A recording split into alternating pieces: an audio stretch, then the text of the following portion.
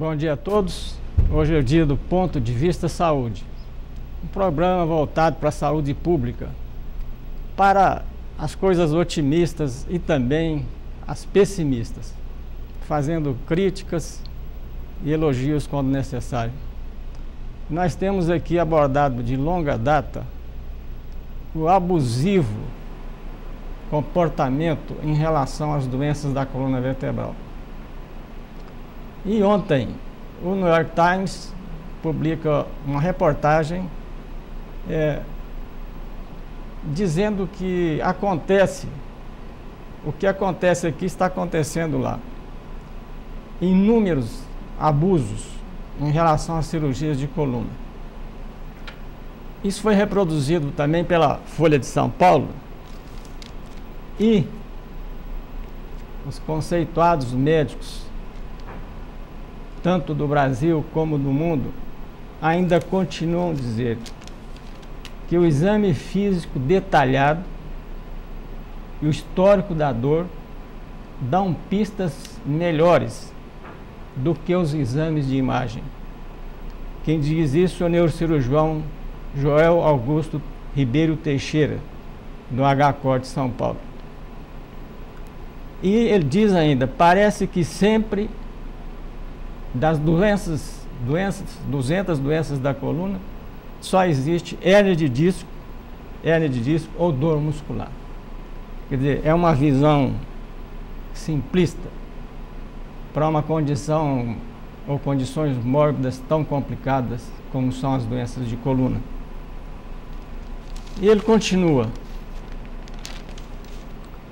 Luiz Eduardo Munhoz da Rocha, presidente do Comitê de Coluna da Sociedade Brasileira de Ortopedia e Traumatologia, assim como muitos outros presidentes de outras sociedades inseridas no consenso sobre doenças de coluna em 2000, dizem, e ele diz, os tratamentos pouco invasivos têm indicações pontuais. O que é tratamentos invasivos? Quer dizer, aqueles em que há necessidade, às vezes, de cirurgia, de infiltrações, e agora de uma técnica nova, a microdissectomia, né? Uma infiltração localizada onde está o problema. Então ele fala que o importante é mudar hábitos e fortalecer a musculatura que sustenta a coluna.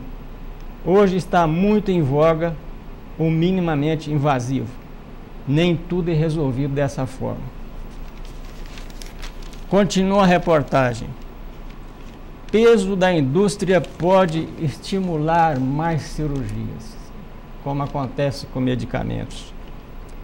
Cirurgias de coluna, especialmente as de hérnia de disco, estão na mira do governo dos Estados Unidos. Por que razão?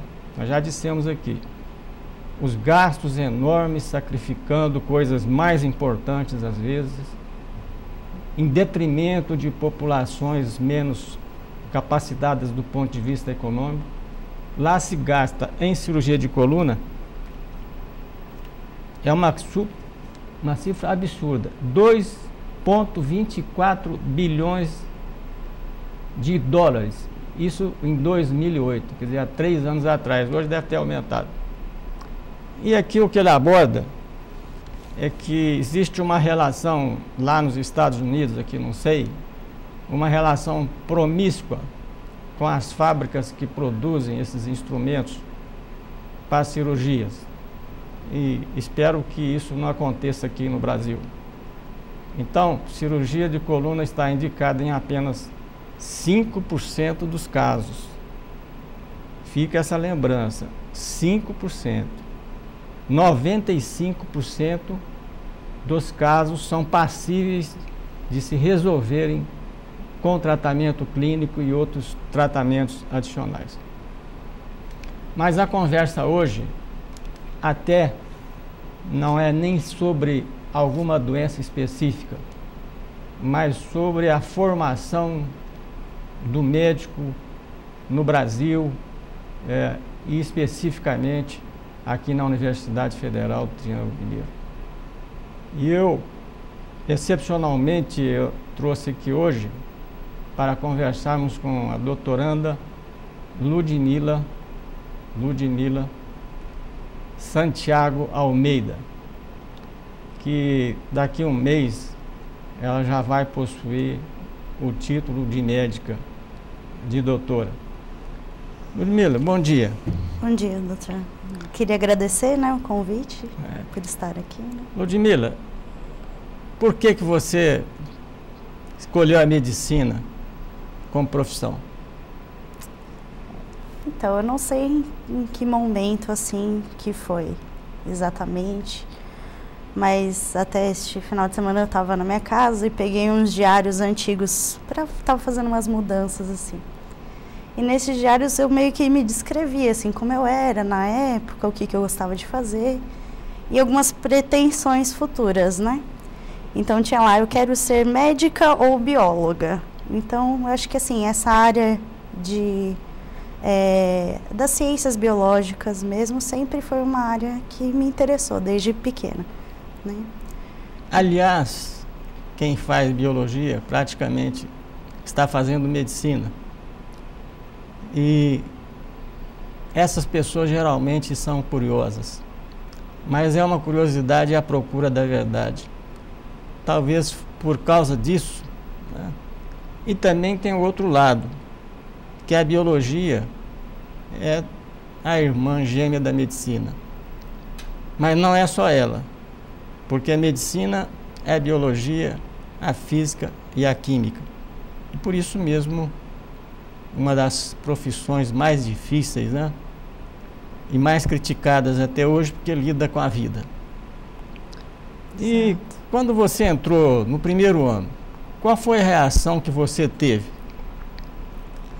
diante do cadáver desconhecido? Na princípio, assim, é uma relação bem diferente, né? Assim, nós como estudantes só do ensino médio, a gente não tem, assim, realmente a noção de como que vai ser até o primeiro impacto, né? Realmente trouxe um pouco de estranhamento, assim, um pouco de medo, né? Um receio, mas ao mesmo tempo tinha essa curiosidade de tentar saber o que era, né? Como que funcionava. Então é uma relação, assim, meio estranha no começo. Depois de um tempo, né? Você vai frequentando as sessões de anatomia, aquilo vai até se tornando, né, parte do seu dia a dia, né? E você achava, assim, quando você entrou, que seria muito difícil? É como subir uma montanha cheia de acidentes? Quando eu entrei, eu achei, assim. Até porque a maneira de estudar é muito diferente do que a gente está acostumada muitas vezes nos colégios, que hoje em dia a maioria dos colégios são apostilados.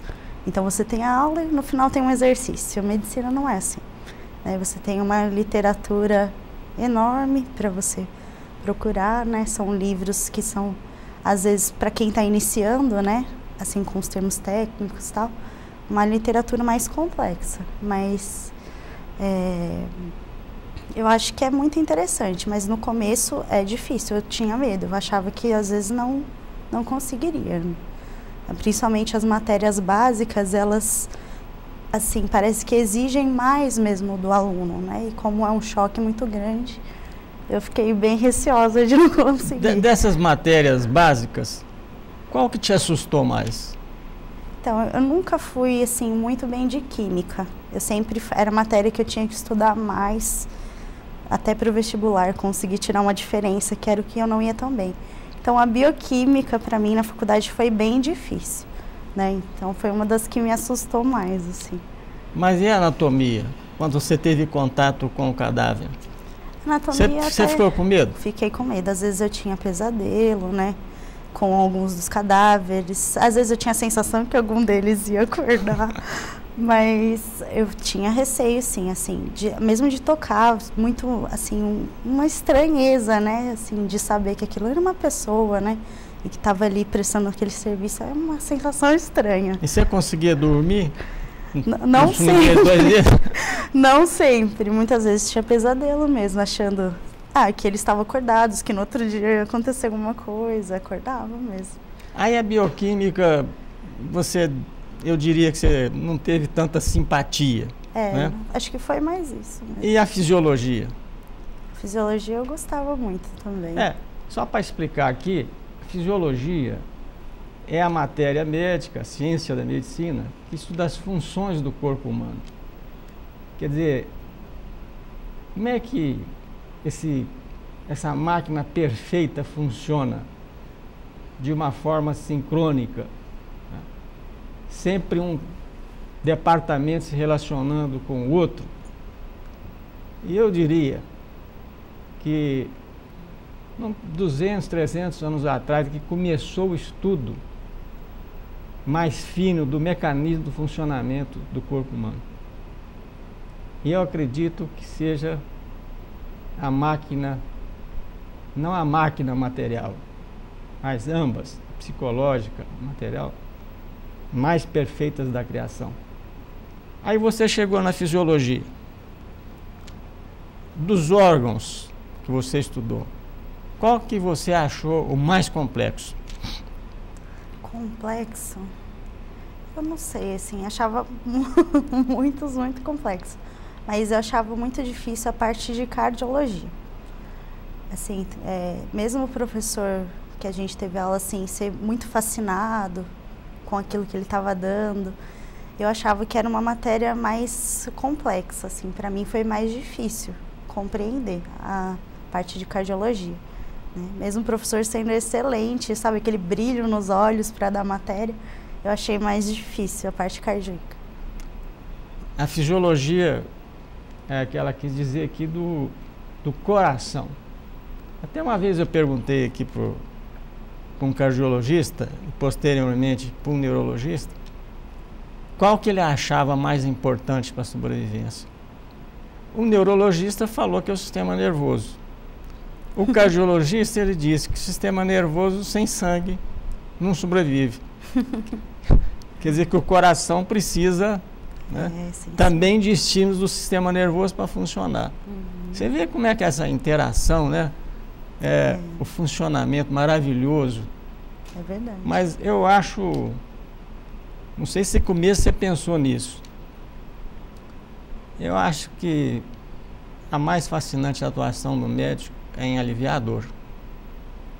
E talvez todas essas dificuldades, elas servem para preparar o indivíduo para resolver o problema da dor e prolongar a vida. Né? Nesse aspecto,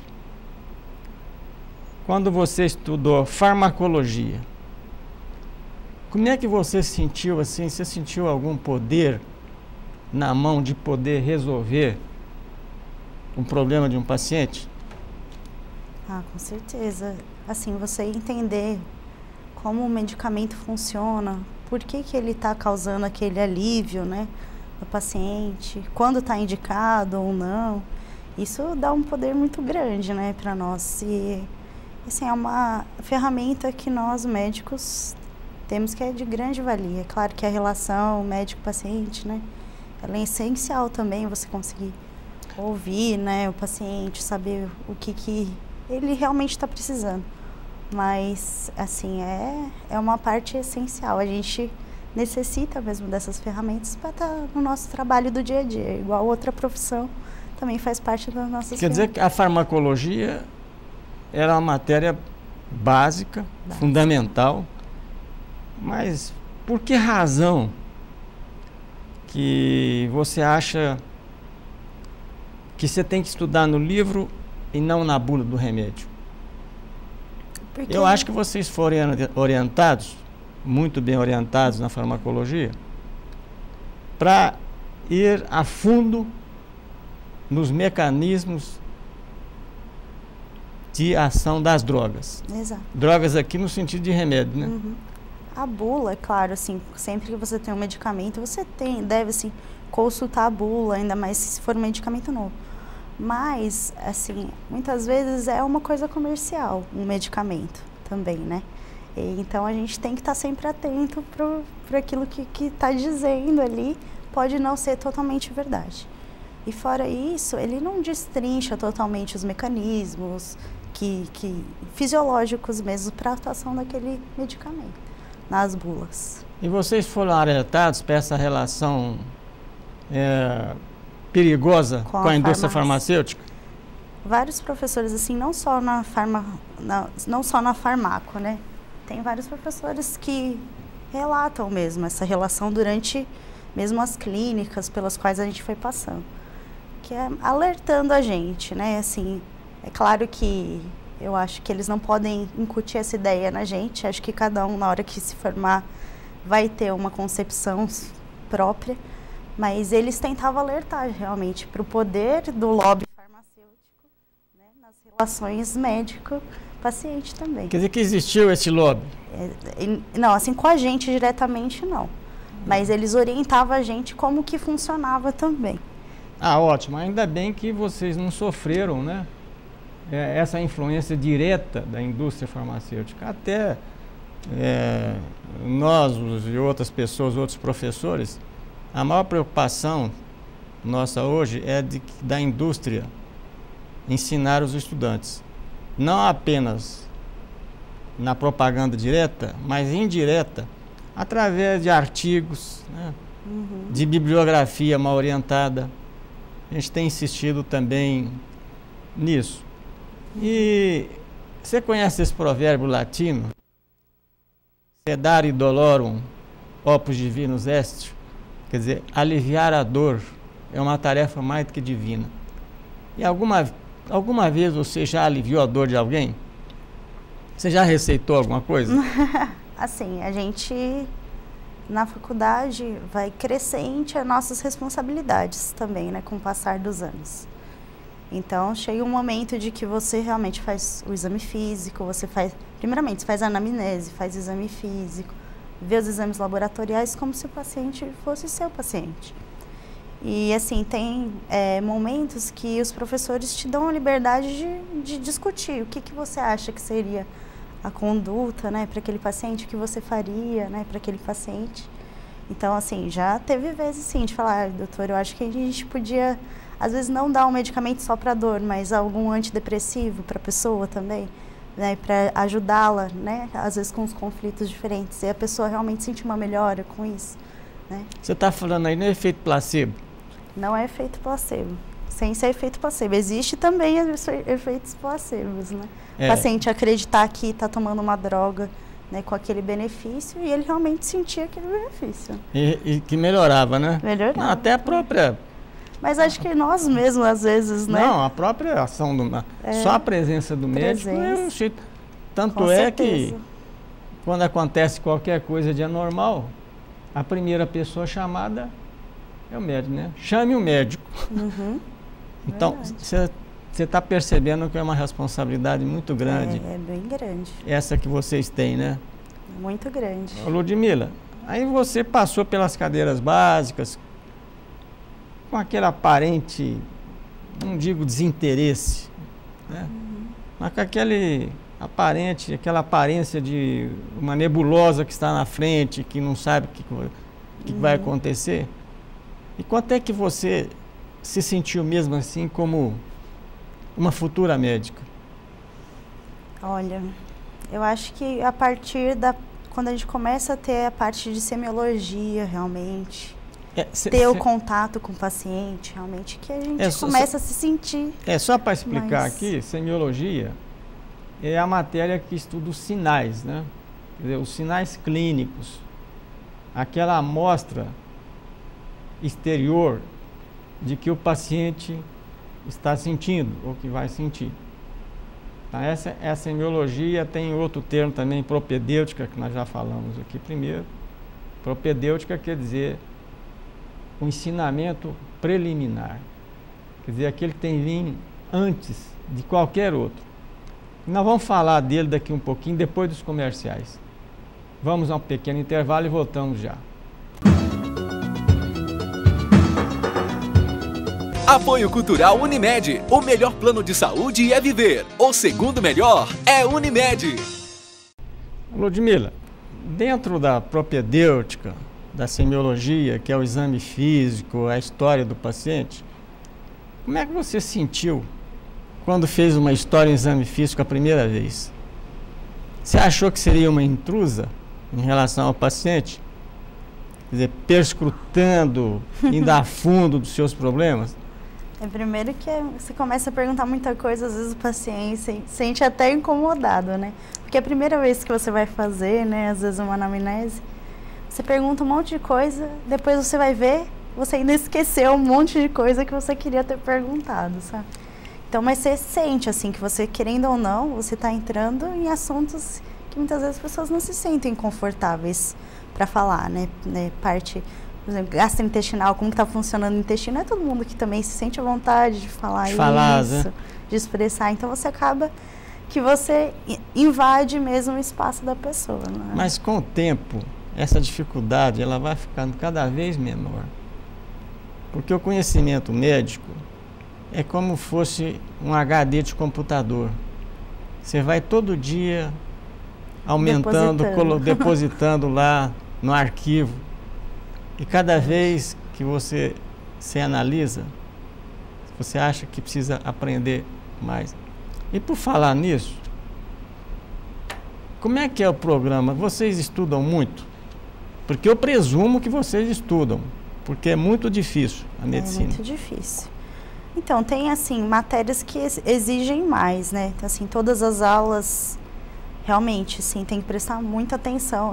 Depende, cada um tem um jeito também de estudar, isso é muito complicado, né? Quando você fala assim, não, eu estudava muito desse jeito ou daquele jeito. Eu sempre fui uma pessoa que eu gostava de ter aula, para mim era importante a aula. Então, anotar a aula, prestar atenção na aula. Tem pessoas que não conseguem aprender tão bem assim, também. Elas não conseguem aprender na aula. Tem vários amigos meus que precisam só estudar sozinhos. Muitas vezes a aula não surte efeito para eles fixarem também. Porque a aula também é uma introdução, né? É um caminho, é apontar caminho. Só que tem gente que, cada um aprende mais de um jeito. Tem gente que aprende mais ouvindo, né? A gente aprende mais lendo, né? Repetindo as coisas, escrevendo. Então, cada um era de um jeito. Escrevendo?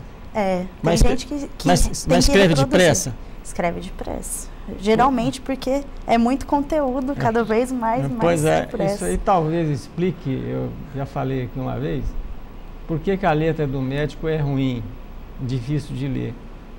Porque ele tem que ter uma velocidade, né, muito grande para anotar tudo aquilo que se fala. Eu até, viu, Ludmila, eu desaconselho isso. Não sei se você percebeu, de copiar a aula. Mas às vezes é imperativo, pelo menos anotar os tópicos principais para poder depois estudar em casa. E eles falam que o estudante de medicina só fala em medicina. Será que ele só fala porque é fascinante? Ou porque tem algum problema psicológico? Olha, é assim, como a gente convive muito entre nós mesmo, né? Que somos todos alunos ali, eu acho que em primeiro lugar todo mundo que está ali realmente gosta, se fascina pelo que está estudando. Outra coisa que é muito rico, né? Então cada dia tem um paciente diferente que você quer dividir às vezes com o seu colega, alguma coisa que você aprendeu, ou que aconteceu, ou que o seu professor te comentou. Então acho que acaba virando um assunto realmente, a maioria é medicina. A gente senta, fica até chato às vezes a gente ficar conversando. Então tem que se policiar para também não conseguir falar só disso também, senão fica maçante. Eu acho que isso que você falou é muito importante, até você precisa disseminar isso, que também o médico antigamente, ele não era chamado de médico, doutor, era doutor. Doctor nos Estados Unidos é médico. Por quê? Porque doutor é um indivíduo que tem uma formação geral de filosofia, de história. Porque isso também é importante, como foi na sua formação, que vocês devem ter tido, psicologia médica, né, história da medicina. Aí você passou o curso básico, entrou na clínica. Você vai fazer cirurgia ou clínica? Eu não vou fazer nenhuma das duas, na verdade. Eu vou fazer uma área nova, né? Eu vou partir mais para a parte de imagem e vou seguir para uma área que é bem recente, assim, não recente historicamente, ela já existe faz muito tempo, mas os empregos dela cada vez mais crescentes, que é a medicina nuclear, né? Você tocou num assunto que nós já abordamos aqui, né? Vamos chamar isso de radiologia, né? Embora a medicina nuclear não seja radiologia, mas está na área de diagnóstico complementar, que é utilizado. Por que você escolheu isso? É porque o futuro está nisso? Na verdade, não, doutor. Foi assim, eu estava cursando a faculdade normalmente e surgiu a oportunidade de fazer um estágio internacional. Dentre, assim, o diretório acadêmico, você se candidata a algumas bolsas para estágio internacional. E eu me candidatei e eu sempre tive vontade de conhecer a Alemanha. Então eu me candidatei, fui para a Alemanha ficar um mês lá. Então eu fiquei 15 dias na parte de radiologia convencional e 15 dias na parte de medicina nuclear. E como assim, a gente teve algumas matérias em que teve contato com a medicina nuclear. Na oncologia, na radiologia, eles comentam de medicina nuclear. Mas é uma coisa muito breve, quando a gente está durante a formação. Então lá, assim, com a vivência assim, que eu tive, eu achei uma coisa assim fascinante, tanto por eu ter pouco contato, tanto por ser uma área nova e uma área de muita tecnologia, que é uma parte que eu gosto muito também. Então eu achei muito interessante. Eu voltei interessada em saber se aqui existia, como que funcionava. Até procurei o Elian Gott, fiquei fazendo um estágio lá também e decidi que era isso que eu queria fazer. Ótimo, acho que você fez uma boa escolha. Acho que... Até quando meu filho se formou em medicina, e que eu sugeri para ele que ele fizesse imagem, porque é a tecnologia, né? É a utilização da tecnologia em medicina. Só que eu o alertei que a imagem sempre vem depois. Com certeza. Ela não faz diagnóstico, ela confirma. Ela é complementar, né? É complementar, ela confirma o diagnóstico.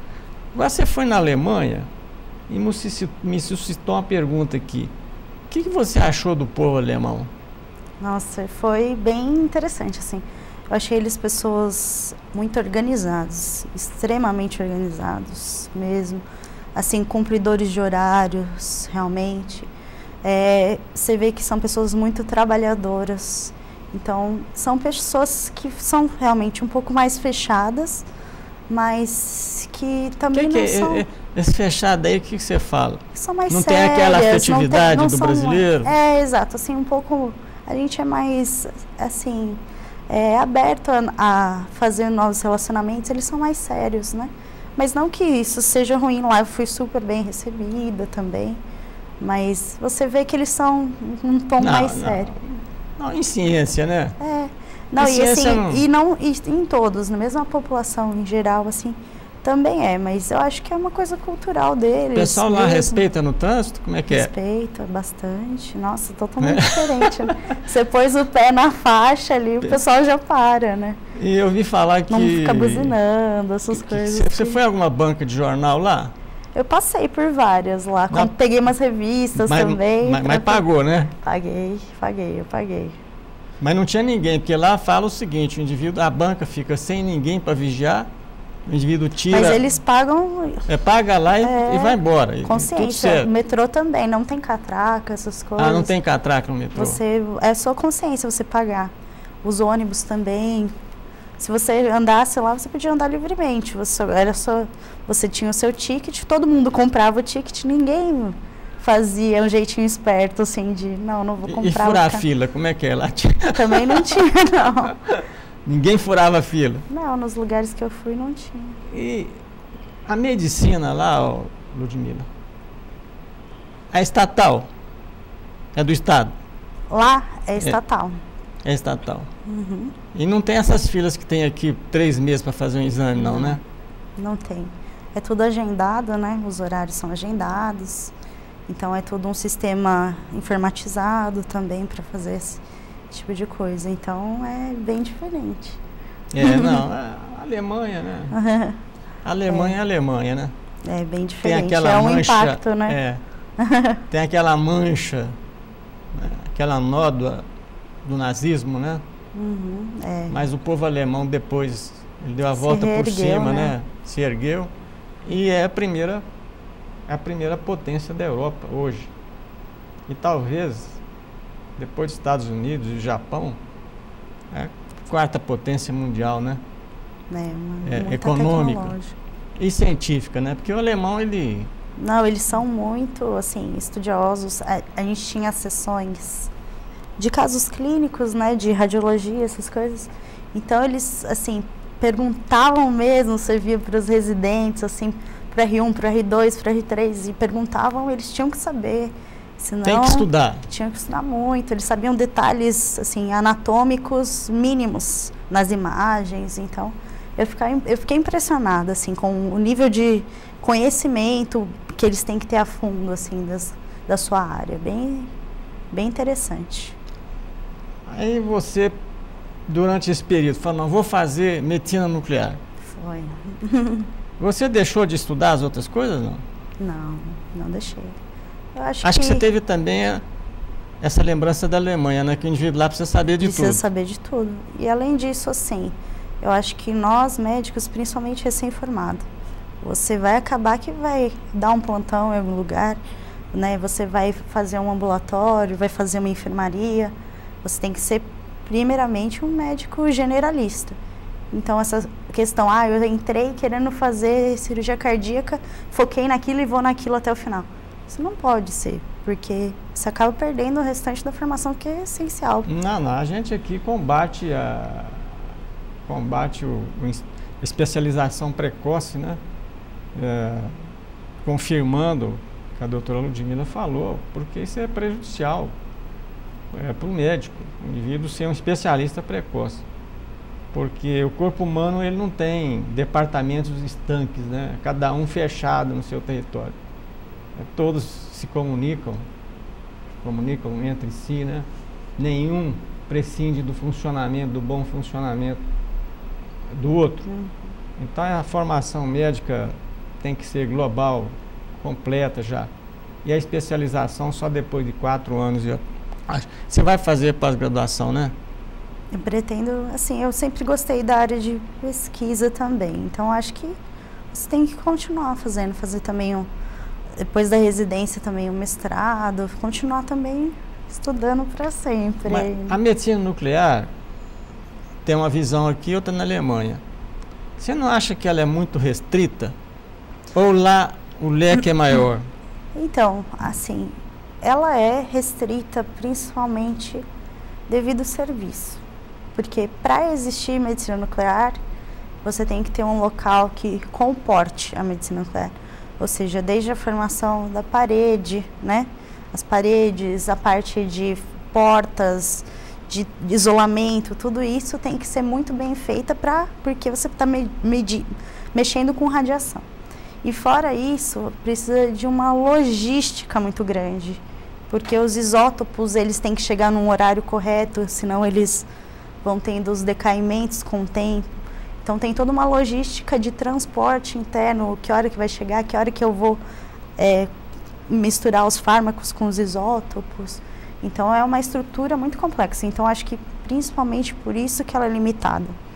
Porque não é todo lugar que você está fazendo medicina nuclear, ele precisa de uma estrutura, tanto física quanto logística. Quer dizer que o isótopo tem que chegar na hora certa, senão ele vai se perder. Tem os horários certos, senão ele vai tendo decaimento já da meia-vida dele. E lá na Alemanha não tem atraso de trem, de avião, né? Se tem, eles já estão assim, já estão avisados previamente do que vai acontecer, podem acionar um serviço de emergência para chegar, né? Tudo isso. Tudo sincronizado já. Bem, aí, Ludmila, você optou por fazer isso.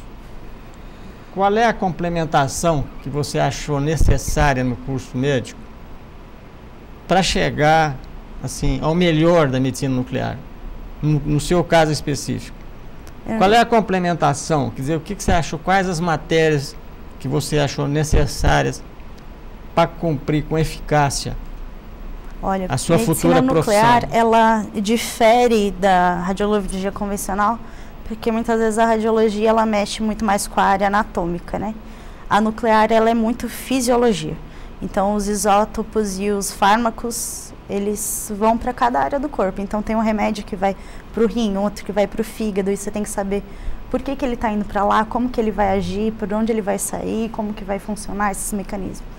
Então acho que são essenciais para exercer a medicina nuclear. Anatomia é essencial, porque é uma área de imagem essencial. A parte de fisiologia é essencial, e patologia, acho que são as 3 que eu considero que são as mais importantes dessas. Só que além disso vai para uma área da física, né? Física e química, que como tem essas relações. Então essa área também vai acabar pesando para mim no futuro. Essa que vai ser a matéria quais os diagnósticos que você viu na Alemanha e que você teria certeza que aquilo que está lá está batendo com a clínica? Você acompanhava depois? Eles fazem bastante diagnóstico, assim, fazem muito PET, né? PET-CT, que eles vêm para rastreio de câncer. O PET-CT é um método de imagem extremamente avançado e ele atua em nível celular, quer dizer, no metabolismo celular, os desvios, principalmente no câncer. Mas daqui um pouco depois do intervalo, nós vamos conversar mais sobre isso. Então vamos a um rápido intervalo, voltamos em seguida.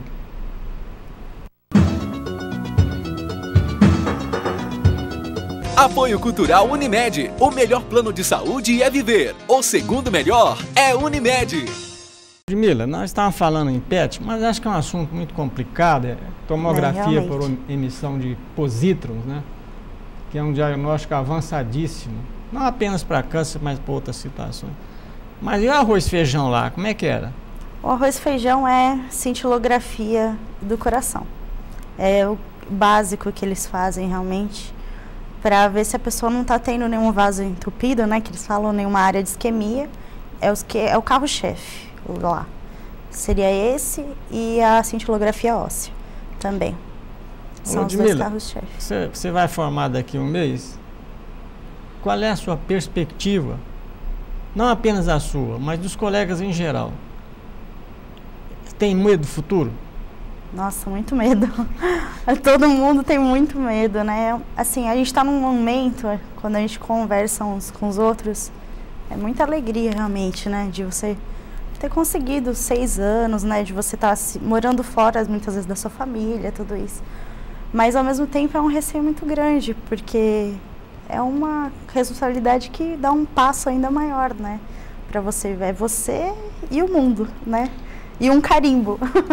Olha, então, você tocou numa ferida dolorosa que o Brasil precisa sentir, é a responsabilidade.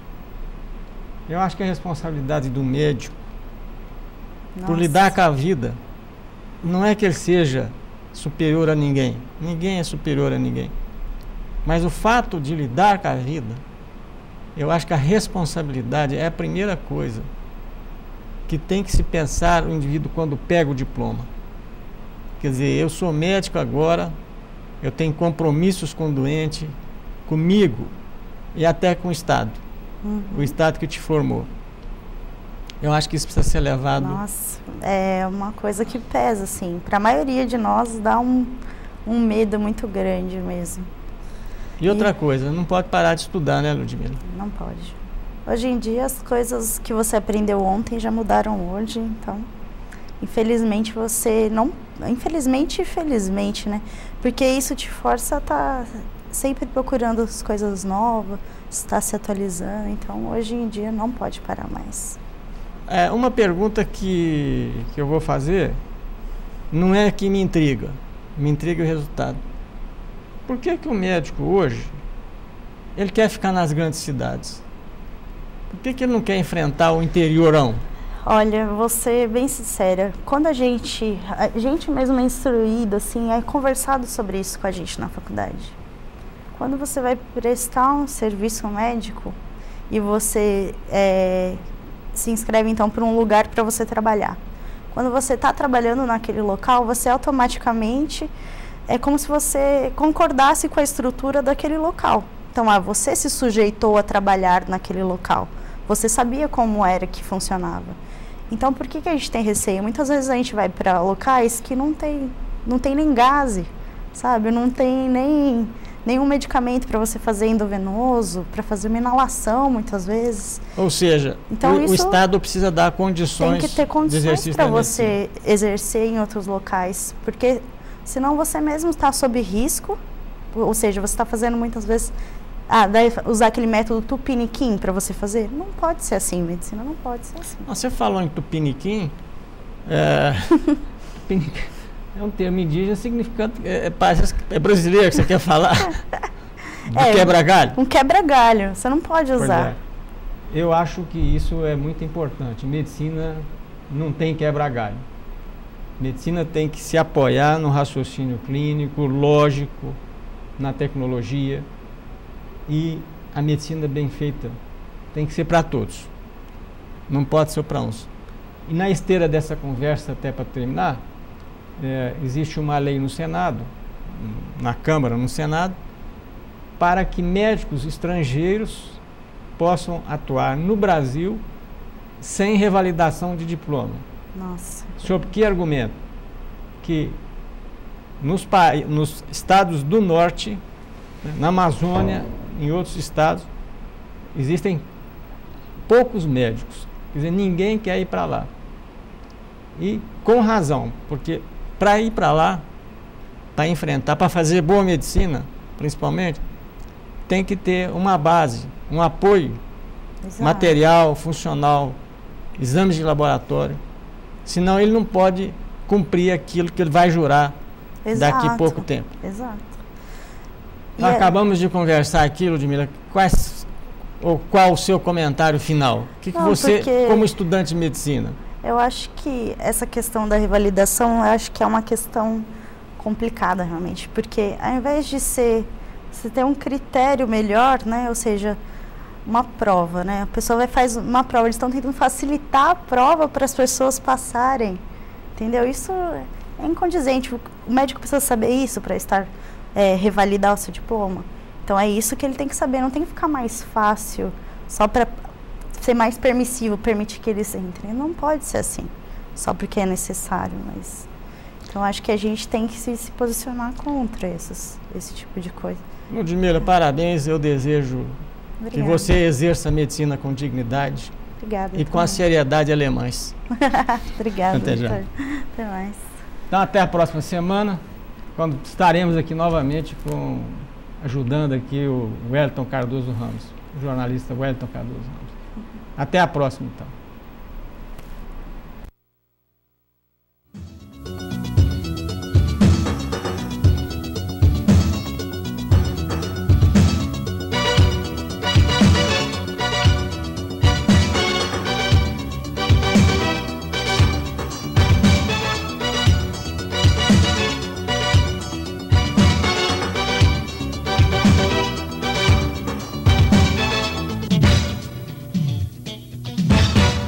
Apoio Cultural Unimed. O melhor plano de saúde é viver. O segundo melhor é Unimed.